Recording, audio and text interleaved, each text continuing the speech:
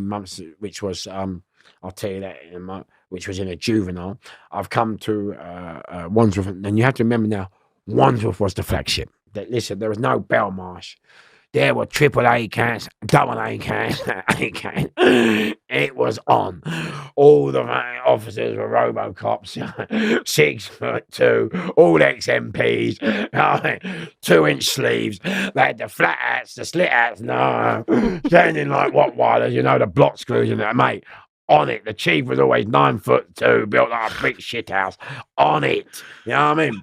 And when they used to come, you know the way they come, you know when it all kicks off, innit? I know in America maybe it's worse, but you know when that, I used to call it a train. You know you can hear them running, can't you? You know? Boots, yeah, coming. Yeah. So, I mean, did you experience any of that yourself, Shaun? No, I was well behaved, but I saw people get tasered down and dogpiled.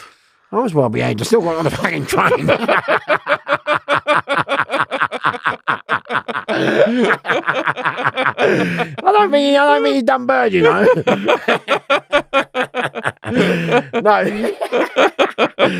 No, it's a crash. Yeah, so it was different there, yeah.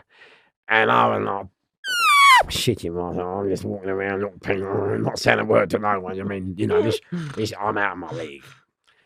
And then every morning I used to come out and crash How's Your Father.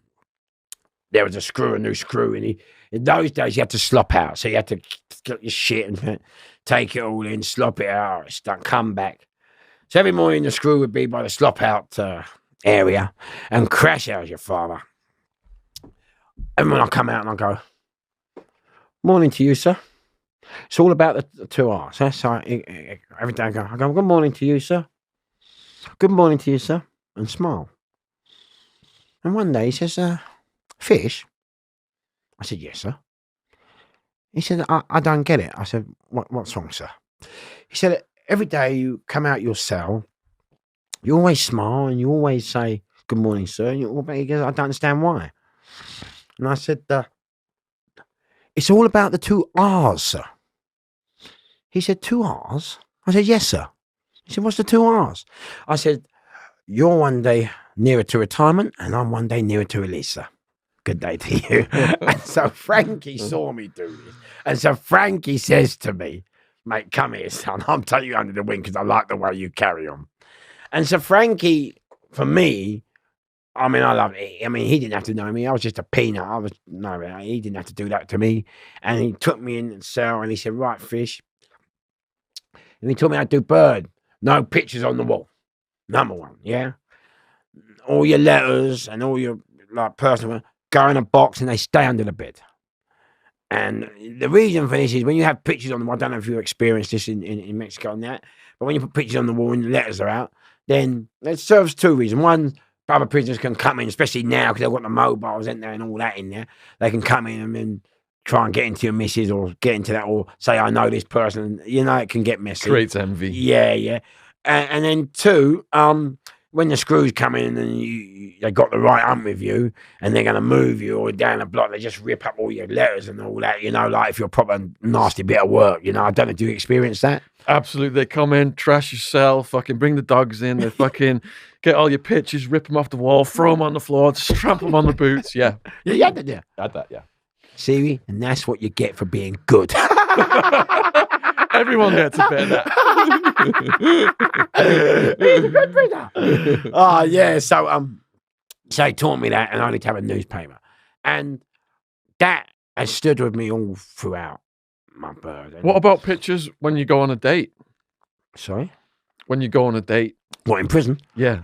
So going on a date in Arizona prison means you got your plastic sandwich bag, and you put a picture of your missus in it, and you've got your tape, and you go to shower, and you tape the picture to the wall of the shower, and it doesn't get wet because it's in the plastic bag, and you give it some of that. Okay. Yeah. Right, well, going on a date in Swelsa, I meant going out with Pedro, who was from Chile, and saying, can you get your chili out? That's another story. Like, if I'm putting Pedro in a plastic bag, well, you're going to be on your nine. I might try next time. I'll put him in a plastic bag. Yeah, Pedro, how are you? I'm suffocating. Plastic bag. What's the point of having a fucking day if you're going to put the bird in the fucking shower and have a wank again? What's the point of that? You might as well just buy a magazine. He's off his nut. Oh, we're going to change podcast. That's London's greatest gangster. Oh, no wonder the Mexicans are in trouble. No wonder. Mind you, it's better than dating over here because I was social. What's it called? When I came out, it was all social network. What's it called? Plenty of Fish and Tinder. Oh, yeah, hammered that. Yeah, so, I had a go, didn't I? I thought, I've got to try it. And it was funny when I first came out, because when I first came out... What year did you come out?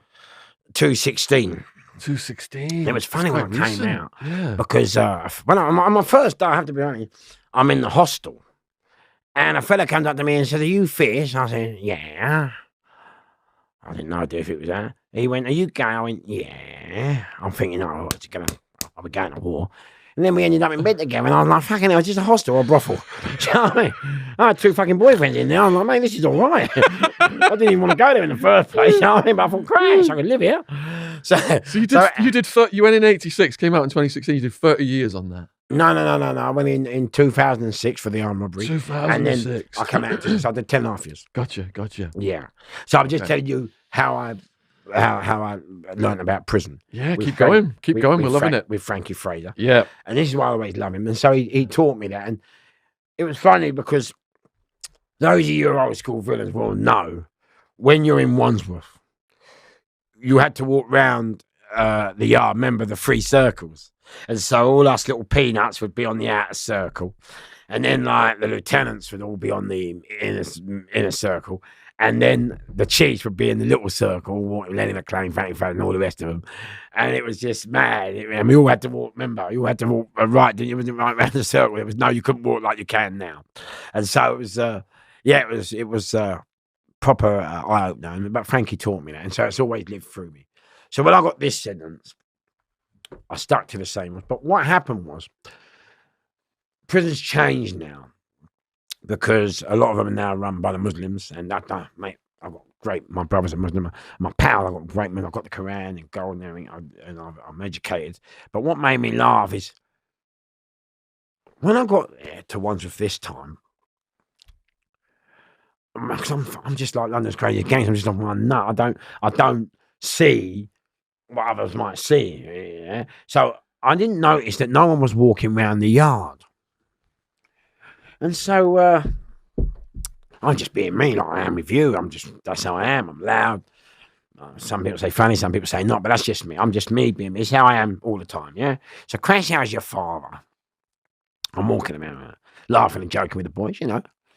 And all of a sudden, a geezer came and bumped into me. Oh, so I said, "Oh, sorry." And he said, "Oh, Bombaclot, you're glad bumped into me." I said, "You know what? Go fuck your mother." Okay? So anyway, I'm walking around the yard. No one else is walking. I'm on my own. And like with this other fellow who was a bit of a la-la, who's just, I talk to anybody. Everybody's got something to say. So Crash, how's your father? I'm walking around. And I see another one bandaging up his hand. And then you've got, remember this crew, they're about 30-handed. 25-handed. So I see him bandaging the hand. I'm laughing now, because fighting's my sex. Oh, I love a tear. Trust me, I love a tear. I roll all day long. You know what I mean? After being bullied for so long and then coming out, I love a tear up, mate, any time. So they've now come behind me, yeah? So I'm now going to play Sammy the Peanut now, which means like dumb, yeah? So now they come behind me. They start kicking the back of my heels. So I'm playing Sammy. I said, "Oh, sorry." So now he thinks I'm shook, doesn't he? Well, 2 of them, right? So the one who's now bandaged up his hand, and he's come. He goes, "What you had trouble my blood clot brother for?" So I said, "I never troubled your brother." So now he thinks I'm proper shook, doesn't he? So he goes, "What a Bombaclot you have blood clot trouble my brother for?" I said, "I never troubled your brother." So now he really thinks he got me, yeah? So he goes, "What a Bombaclot?" Because what their idea was, how they kept control, which I didn't know at the time, was they give a slap to you in front of everybody. And that's how they keep the power. I didn't clock this at the time. So he goes, "Well, that ball, man."